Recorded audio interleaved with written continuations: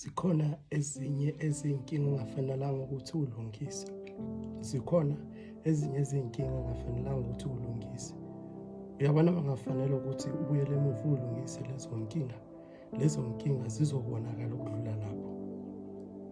Sengisho kanje, lapho wadlula khona, lapho waphuka inhliziyo, emotional and physical, emjolweni, ungabuyeli lapho.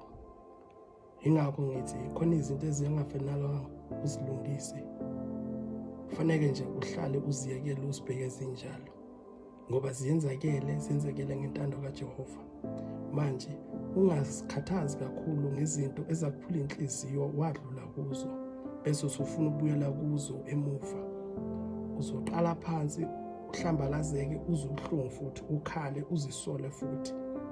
Into mayiphukile iphukile, ngeke salungiseka. Sengisho ngithi uthando maseliphukile, masekudlulile kudlulile. Ingakho ngithi xola mfoka baba, usazothola abanye abangcono.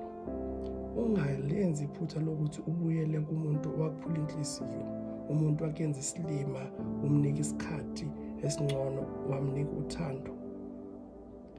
Ungamane uyeke ukunjalo, ungabuyeli emuva, ngoba wabuyela emuva kusazophindeka futhi uphuke inhliziyo, emotional and physical. Yilapho uzocabanga nokuzibulala.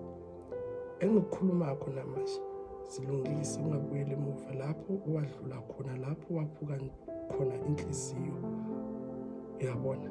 Manje zilungise mfethu, move forward, focused. Uyabona? Ngiyabonga.